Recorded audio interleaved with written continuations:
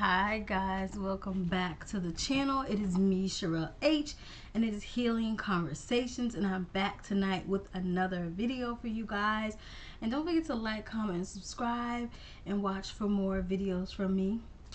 And I want to get into a video tonight that I'm going to be filming. Sorry, let me move this camera so y'all can see me. But tonight's video, I really wanted to talk to you guys about something. Can you see me? Yes, you can. Okay. Y'all, I'm sorry. Ignore this. All right, I'm ready. I'm all over the place tonight, y'all. But tonight's video will be called Everyone Can't Go Where God Is Taking You. And again, forgive me in these videos if you see me turned. My notes are on my laptop, so I'll be looking here and looking here. But everyone can't go where God is taking you. And I had the idea to do this video tonight because it was sitting heavy on me as I was sitting downstairs on my couch. And I'm like, a lot of people don't realize that the places that you're going in your life, everybody who you know cannot go with you. You may want them to go with you. You may be like, why can't this person go with me? But a lot of people can't go to the places that God is taking you, even if you want them to go. That's why we lose jobs sometimes. We lose people we love. That's why you lose friends, because God is like, this person's not going where you're going. And I had a situation too where I noticed lately a lot of people I was growing apart from.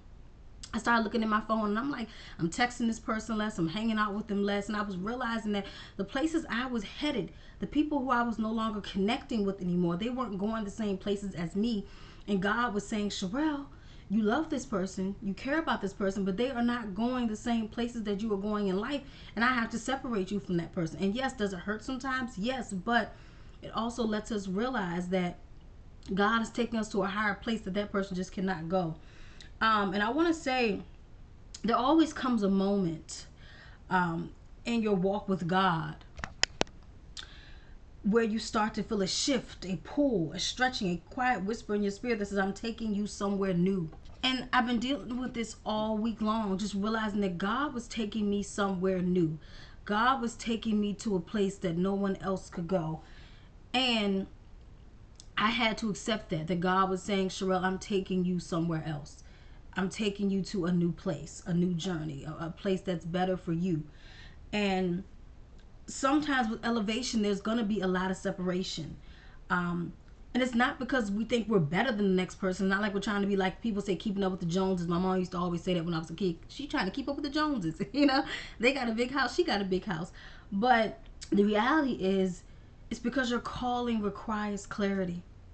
And not everyone can survive at the altitude God is lifting you to. And the more I prayed this week, because I prayed a lot this week, been praying a lot, been watching a lot of sermons on YouTube. One of my favorite pastors is Pastor Philip Mitchell. Love his sermons. He's based out of Atlanta, Georgia. Love him. It's just a lot of, I love Joyce Myers. I watch her, and her sermons are just good. And there's so many pastors I could name. T.D. Jakes' daughter, Sarah Jakes, love her. It's many. Tell me who your favorite pastors are, because it's many I can name right now that the scriptures do something to my soul. Even is it Todd Michael, or Mike Todd? I'm sorry, excuse me, Mike Todd. Lord, I'm bad with the names, but those people just they have good stuff going on with them, and I love what they bring to the table when they do their sermons. So yeah, just a lot of different people that I listen to their sermons that just speak to me. Joel Osteen, another one. I'm just throwing out names because there's so many. And I want to say, some people, you have to understand, some people are perfect for your past, but they're just not. Let me get this TV out my view. My TV all in the view. But some people are perfect for your past, but they're just not perfect for the future that God has for you. They're just not. In some environments that were comfortable, but now they feel heavy because God is transitioning you. He's transitioning you. I think a lot of times I would stay in bad relationships or bad friendships or just around people that weren't good for me. I would even stay at bad jobs that I hated because I had gotten comfortable. Very comfortable at these jobs. But the whole time I'm at these jobs, I'm like, Sherelle, you are miserable at this job, but you have gotten so comfortable at this job, you are not trying to budge to leave. You know you need to leave. Oops, I'm sorry, y'all. You know you need to leave, but you didn't get comfortable. And a lot of times when we get comfortable, we don't want to leave our situations because we didn't got too comfortable. We're like, I ain't going nowhere. I'm too comfortable now. I'm going to stay here for as long as they let me, right? But sometimes we have to get uncomfortable, right? Because God is transitioning us. And some conversations that we used to entertain, they now drain you. You ever just get around people and you're like, these and that's what I've been noticing happening to me lately. A lot of people I was talking to, I'm like, God, these conversations are draining. Like, I'm drained. I can't, it was draining me. It was sucking the life out of me. Because God is trying to mature you. I think the hardest part, like they always say, is we often try to hold on to people God is trying to release. We've got to stop doing that. And that's a bad habit of mine, I will admit, y'all. God be throwing me so many red flags sometimes. He be throwing stuff at me like somebody play dodgeball in the gym class and you were little and throw the ball at the back of your head. They be throwing the ball. Oh, dodgeball used to be not my favorite sport, y'all. I used to be running and trying to dodge every ball I could. Me and my friends just running around, scrambling. Because nobody wanted to get hit with that ball. But if we look at dodgeball, it's similar to what I'm talking about, is how holding on to people that are no longer aligned with us, right? We're trying so hard to hold on to people who are just not good for our soul anymore, who are not good for us, period, at all. But we're trying to hold on to them. It's like, why are we holding on to these people who we shouldn't be holding on to, right? And it's almost like somebody's throwing a dodgeball at us over and over, trying to hit us in the back of our back or head to get us to see that this ain't working no more. You got to do something different. So we got to learn how to release even when it's hard, because letting go will get us to the places we really want to be in and the people that God is intending us to meet, right? But you hold on to somebody or a job or something for too long, you can't go to places you need to go, or you can't get that new job because you're holding on to the old one that you don't like. Can't get that new boyfriend or girlfriend because you're holding on to the person that is not good for you. You can't get that, all these things, that we think about. And let's look at some scriptures for this section as well. And also, let's look at some scriptures. And it is, Isaiah 43:19. God is doing a new thing. You must make room for it. You ever have a house that's cluttered? Just cluttered up in a house, And I know I have family members like this, y'all. And I mean, they hold on to everything. I mean, every little thing that they purchase, they don't want to let go. And if you ever watch the show Hoarders, where you see people holding on to stuff and then people having to come in and try to help them get it out because the county is trying to condemn the house. And I think sometimes we have to learn that we have to let go of the old in order to bring in the new.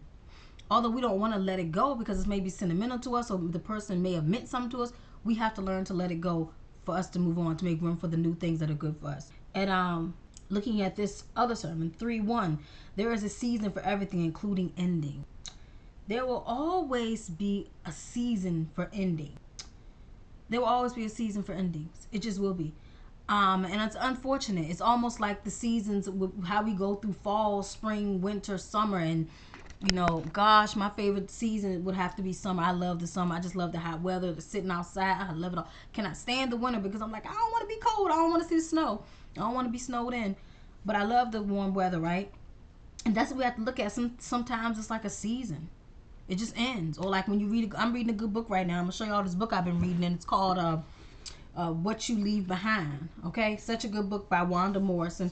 I got it from my library, but of course I had over renewed it, so I couldn't renew it no more. So I purchased it on Amazon to finish reading it. And when I think about it, it's such a good book. Love that book. And in this book, the person that I'm reading about in the book, she is starting over in a lot of new seasons in her life. Scared, leaving from a divorce, just things happen in her life, but she's starting over and trying these new, and she's getting into a new season, and that's the beauty in it. Is that sometimes the ending that she had to leave, where she had to leave her old town to go back to her hometown, she had to leave that ending for a new season, right? So I love this book. By the way, get it, y'all. It's on Amazon by Wanda M. Morris. The book is amazing. I'm almost done with it. It's so good. Now I want to ask you a few reflection questions. I have two. What signs show that God is shifting you into a new season? Has God given you any signs He's shifting into a new season? Because He's giving me plenty of it right now. Plenty. What are you still holding on to that God may be asking you to let go? Think about something you're holding on to that God may be asking you to let go. And I always tell you guys when I do these videos, feel free to take notes if you want. Write them down in your notepad, save the video, send it to somebody you love just so they can see this, because they may need it.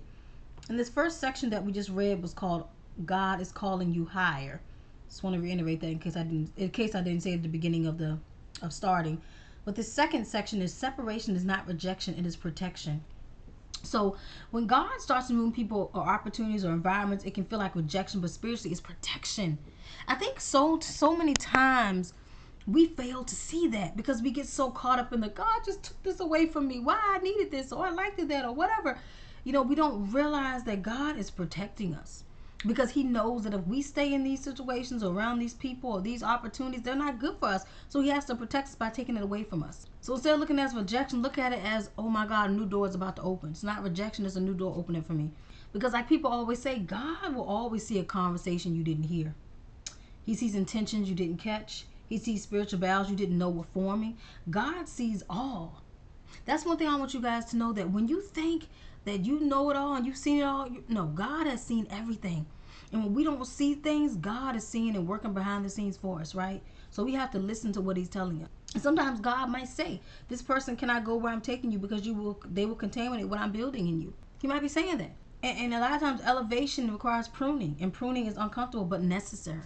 A lot of things in life, like for me, I like to stay in my comfort zone, y'all. I'm very big on my comfort zone. So when my friends would say, let's try this new ride at the amusement park, or let's do this, I'm like, I'm like, I ain't doing that. I'm scared.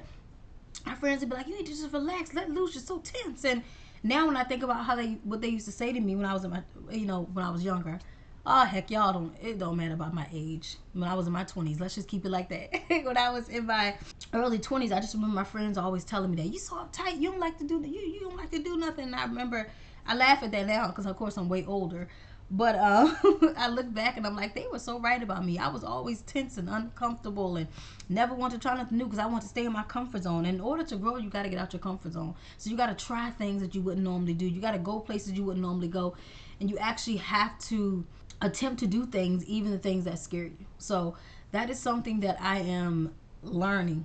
I am gradually learning that as we speak, you guys, just to be more comfortable and do the things that feel good to me. Now, if we look at this, let's look at these scriptures. John 15:2. God prunes fruitful branches so they can grow stronger. You ever see a tree grow? A beautiful, beautiful tree just growing outside. Like I used to always look at the trees outside my parents' house or even at my grandmother's house, look at the trees growing outside and thought it was just beautiful. You know, watching a tree blossom and grow. And it's like a tree growing and the leaves falling off, especially in the fall, just beautiful. And that's how you grow. Psalms 1:217-8.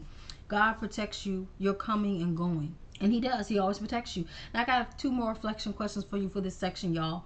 Where has God protected you by removing something or someone? You ever look at something that God protected you from and you look back and go, this is why this happened the way it did? Because if it didn't, I would have been in this bad situation. I think I talked about this one time before. If you ever saw the movie Save the Last Dance, when that movie, Lord, I gotta get my characters together. I'm about to tell y'all a story. I don't need no. I'm gonna look it up. We're gonna look it up, these characters. Oh, Derek was the character. He was the character when he was headed with Malachi and them to go. They were gonna go do something. They had guns and all this stuff, and they were gonna go do something they weren't supposed to be doing against these other group of people. And I remember Derek character got up in that car and he was halfway driving there. And I think I told the story before in another episode, but another video. I said episode, another video, but I'm telling it again because it just adds into what I'm talking about. And I briefly remember as they got into that car and they were driving, he couldn't do it. He sat in that car and they got halfway there. He said, let me out. And he got out that car, and the good thing he did, because look what happened when he got out. You know, his friend ended up going, and I think the car ended up getting in a bad accident or something. So sometimes God is protecting us like I don't know what, right? He's removing you from something. So in that situation, he removed Derek from going with his friend to do something he shouldn't have been doing because he protected him. Since he let the friend go, but he got out and he still was alive, and he could end up going to jail or anything, but God protected him from all that, right? And let's talk about this. So what part of your life feels like it's being pruned right now? Anything being pruned in your life that you feel like you wish wasn't pruned, or something that needs to be worked on or changed? So let's look at section 3. Misalignment creates spiritual friction. Now some people can't walk with you because they don't agree with where God is taking you. They don't share your values. They don't honor your growth. They don't support your healing. They don't respect your boundaries. Yep, and that's so true. One thing about me is it took me so many years of therapy to get there, but boundaries are so important to me. My boundaries are something that I don't like to be crossed. It's something it took me years to, because I was the type of person that would always let people run all over top of me. I told one of my therapists I felt like a doormat. People could just put their mud and wipe their feet on me because I had a hard time setting boundaries with people. Couldn't say no because I was scared people would get mad at me. So I let people do whatever they want. Run over top of me. But in the end, it was messing with me. It wasn't messing with them. It was messing with me. And it would hurt me more than it hurt them.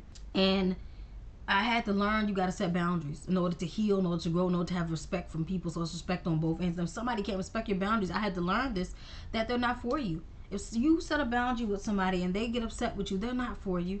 Because the right person who loves you and cares for you is not going to get mad at you for setting a boundary. They're going to respect it. And that's just what it is, you know. And we have to learn that.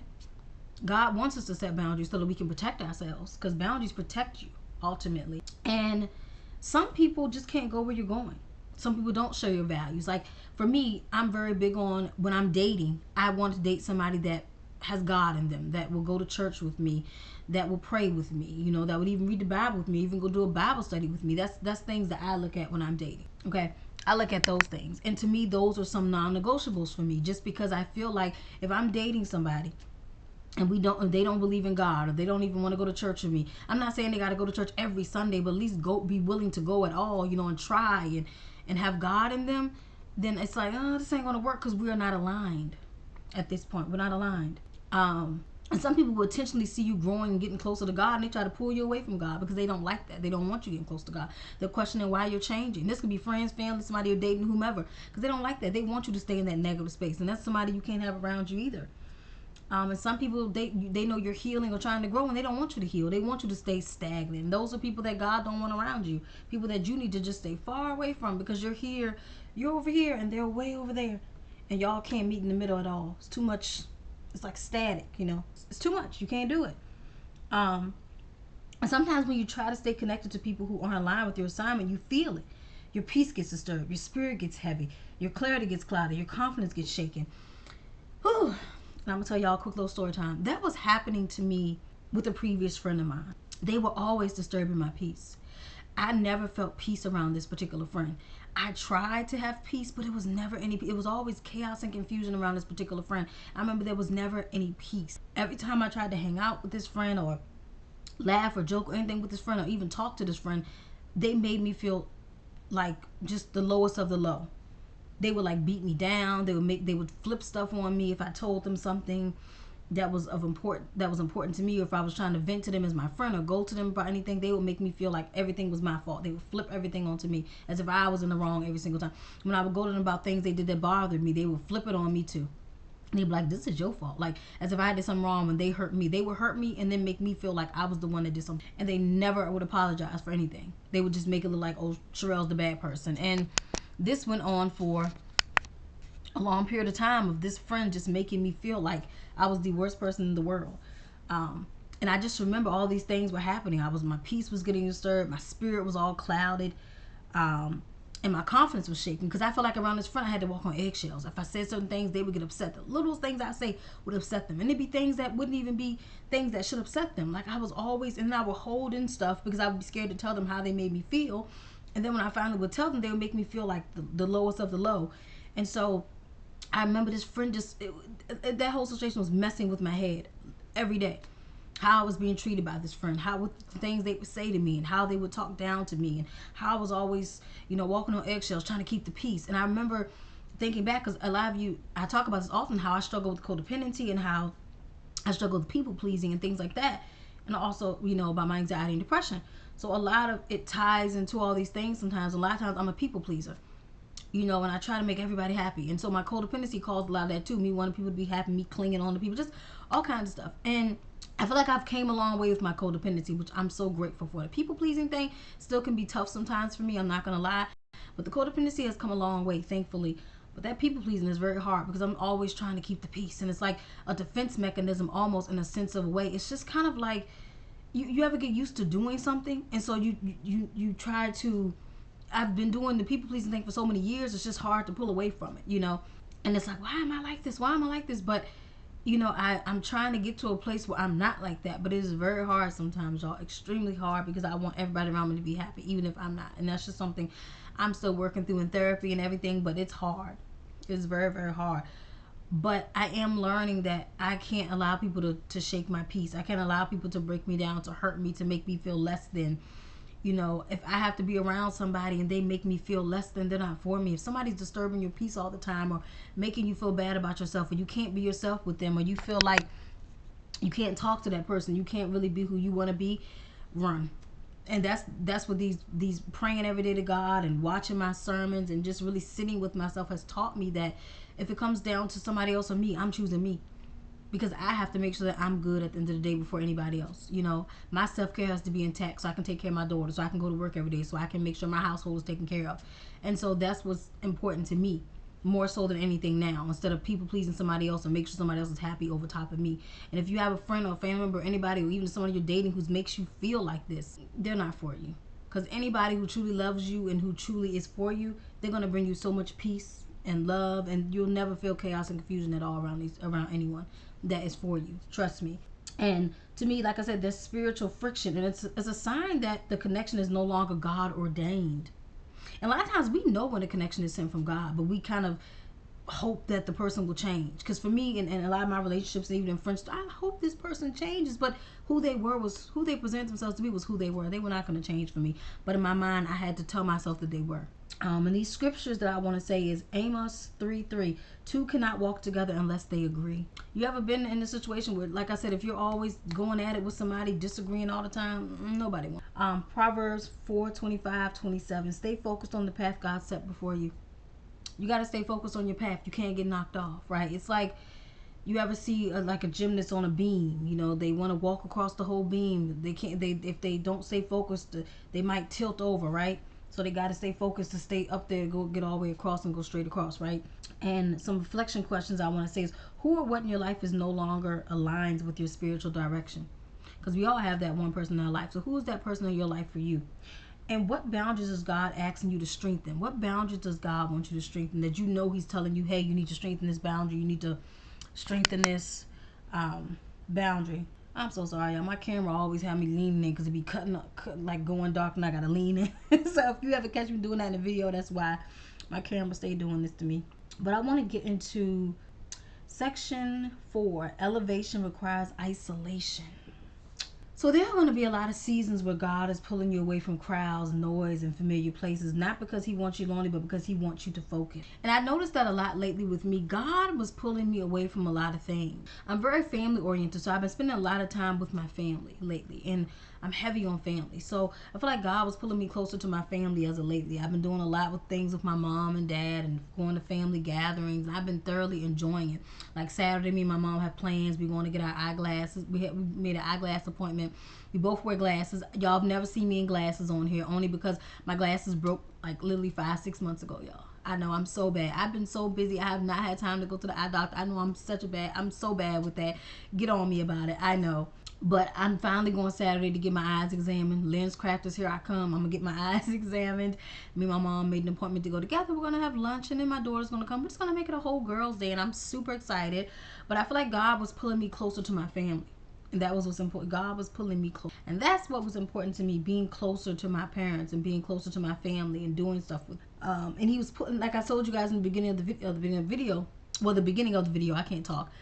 I felt as though God had been pulling me away from people who were no longer aligned with me. And isolation is where God, he wants you to focus, right? He wants you to download instructions. Isolation is where God heals wounds that you have ignored. Isolation is where God reveals purpose. Isolation is where God strengthens your identity. Some people can't go with you because the next season requires your undivided attention. And so I've noticed that a lot with me, which is why I want to do this video tonight, because I really have noticed a lot of these things within me lately. Just wanting to be by myself, wanting to be closer to God, wanting to pray more and read my sermons and really be all in, because this was important to me, you know. I feel like God was pulling me closer to him and closer to isolation, which has been a beautiful thing, I might say. Because like I said, a lot of times we don't realize the people around us be the main reasons why we're in these confused states. But once we pull away from everything and everybody that bothers us, or I don't even want to say bothers us because that sounds mean, but stuff that's, you know, people that just kind of, how do I say this without sounding off, but not people that bother us per se, but people that are just not meant to be there, if that makes sense. And we're going to look at scriptures for this selection too. Mark 1:3-5. Even Jesus withdrew to lonely places to pray. And Habakkuk 2:2-3. Write the vision, it will come at the appointed time. Okay. And I want to ask you guys some reflection questions. What is God trying to teach you in this quiet season? I think a lot of times a lot of us don't like quiet. Because for me, sometimes quiet can be getting like, oh, it's too quiet up in here. You ever walk into a room and everybody's quiet in there and somebody walks in and they're super loud, like, it's so quiet in there. You're like, wait a minute, we was enjoying our quiet. You have to look at the, sometimes in this quiet season, God is teaching you something. He's trying to tell you something. I think a lot of us, like I said, don't like to be alone. Or we don't like, we always have to have noise around us and stuff. I've known people that literally couldn't be alone in a room. They had to have friends over all the time or somebody around them all the time. And I used to always say, how do y'all do that? Because to me, I'm a loner, y'all. I'm not gonna lie, I'm a big loner. So I love my alone time, my quiet time when I'm not with my family or, you know, close friends. But to me, I like the loneliness sometimes because I feel like we're never really alone. We always have God, right? But it's okay to withdraw, you know, and be alone sometimes. And then if we look at, you know, what vision has God been showing you that requires focus? Is there a vision that requires focus? In section 5, letting go makes room for what's next. Letting go is not losing. Letting go is making space. Letting go is obedience. Letting go is trust. We have got to learn that letting go is not always a bad thing. Trust me, I've been there and done that. I used to let go of people and be like, oh my God, I let go of such and such, or oh my God, not my life, and I would fall apart. I ain't even gonna lie to y'all. I would let go of people in my life and fall all apart if they would leave or just whatever. And I've learned that just because I had to let go of someone or someone had to let go of me, it's not necessarily a bad thing. Letting go can open space for so many beautiful doors that there's locked doors that we can be opening, but because we're holding on to the wrong door, we'll never get where we're supposed to be. And it doesn't mean you're losing. You're just making space. You're just being obedient to God in this season. And when God removes something, He replaces it with something better. That's what you got to understand. When you let go of what's not good for you, God is going to always replace you with something better, a better job, a better friend, a better husband, a better boyfriend, a better girlfriend, whomever. God will replace whatever He takes out, and it's going to be 10 times better. And when God closes a door, He opens one that fits your calling. A lot of us, I see this all the time, especially on social media, where people will get on TikTok or Instagram, and I'll hear them, and they'll cry in their videos about losing a job or losing something to happen. And those videos always break my heart. But I know in the back of my head, when I'm watching these videos, in the back of my mind, that God is about to do something better in that person's life. God is about to open a door for them. They don't even know that's about to open up for them. They may have lost that job, but God's about to open the door and give them a better job. They may have lost that boyfriend or girlfriend, but God's about to bring them a better partner. And I encourage people who feel like that, just know that God's going to bring something way better for you. And so we have to look at, when God ends a relationship, He brings people who honor your growth. Okay? So like I said, when God closes a door, He opens one that fits your calling. When God ends a relationship, you know, He brings people who honor your growth. Some people they just can't grow with you. It's like a flower. You ever just my mom has a garden at her house. My parents have a garden at their house, and my mom does the garden every summer, and she don't play about her plants. She get that from my grandma. My grandma used to have a garden too. Rest in peace to my grandmother. I miss you, Grandma. But she would have a big garden in her yard every summer. Be out there watering that garden. My grandma didn't play about it. She taught my mom how to grow flowers too. And I remember, you really gotta think, you ever had that plant that's just not growing? You know, you be like, darn it, like I've been watering this plant. I've been doing everything to this plant. Especially those house plants. Some house plants you be watering every day. Next thing you know, they die a week later. And you're like, what did I do wrong? You know, if you overwatered or you didn't water enough. But those things aren't growing for reasons, right? We gotta look at it like, you know, they're not growing for a reason, right? It's just like that's how we gotta look at our relationships with people. Is that some people can't grow with us. They can't go with us at all. They just can't grow with us. They're like that flower that just can't grow with us because they're not meant to be in our life in the first place. And God is telling us that. And your future is too important to be weighed down by what's no longer meant for you. People don't understand. One of my therapists used to always say, Sherelle, you don't have 2 and 3 years to waste. If you're dating somebody and they're not meant for you, why are you investing 2 or 3 years into this person, knowing that they're not nice to you, they're not kind to you, that they cheat on you or they mistreat you? She's like, why are you still here? And when I think about it, it's so true. We don't have all these months and years to waste because you can't get that back. Remember that when you are sitting in a bad situation, in a bad relationship, or at a bad job, or wherever, remember you can't get that time back. Time is like a thief. It gets stolen sometimes, right? And so you really have to remember, watch who you invest your time in. Watch where you invest your time. Just think about all that. Even when you take different opportunities out here, you might have an opportunity on the table right now. Let's say you have your own business and somebody reaches out and says they want to work with you. I'm not saying don't work with that person. I'm saying do your research and make sure that's the direction God wants you to go in. Because what if you take the opportunity and you realize at the end of the day that opportunity you took weighed you down and it wasn't good for you? So you always have to remember that when we get in these situations, because we don't have time. We can't get that time back. That's one thing about me that I always, when I think back to my past relationships or friendships that I had that were not good for me, I think, God, I wasted a lot of time, right? But then I also think I had to go through that to grow where I'm at now, right? A lot of times we got to go through situations in order to grow and come out stronger. But if we can avoid that, let's just try to, not waste so much time so we can enjoy time with the people who are really supposed to be here or the things that are supposed to be in our life. So let's look at Jeremiah 29:11. God has plans to prosper. Philippines 3:13-14. Forget what's behind and press toward what's ahead. That's the problem. I always say it's like driving down the road looking in the rearview mirror. If you keep looking back, you're never going to get where you got to go. You got to drive forward and keep looking face forward. What is God preparing you that requires you to let go? Think about that. And trust. Where is God asking you to trust him more deeply? Because I think that's what it comes down to. A lot of us have to learn to trust God. When we pray about our finances, when we pray about a job, when we pray about something that's happening to us, we got to put our trust in God. Trust that God is going to make sure that rent gets paid. Trust that God is going to make sure our mortgage gets paid. Trust that God is going to make sure there's food on our table. We have to put our trust in him and let it go. Because when we don't trust God and we pray and we don't believe what we say and we don't put our trust in him, then things aren't going to go the way that we want them to go, because we're not trusting in God. And he wants your trust because he knows he's going to get you through it. But he needs you to believe that when you're going through something. Now, I've been there, done that, where I was like, oh, I'm a little worried. But I had to learn that you got to put your trust in God. I just want to say, you're going somewhere higher. So if God is moving something, trust him. If God is shifting you, follow him. If God is elevating you, surrender to him. We got to start surrendering. Everyone can't go where you're going, because where God is taking you is greater, higher, and holier than where you've been. So remember that tonight. If anything I want you guys to take from this is, remember that everybody can't go where you're going, and that is okay. And God is about to do some things in your life that's just going to be, everything's going to be amazing. I can promise you that. So if you're watching this tonight, I hope this video touches you. Send it to a family member or a friend who you think may want to hear this. Save it for yourself so you can go back and play it at any time that you want to. And again, I hope I touched someone with this video. And for more videos, don't forget to like, comment, subscribe, hit the notification bell, and I promise you'll be notified on every video that I drop. And just keep looking out for more great videos. And I hope y'all have an amazing, amazing Thursday night. Keep God first. Keep praying. Keep loving. I'm sending you a bunch of hugs. Good night, guys.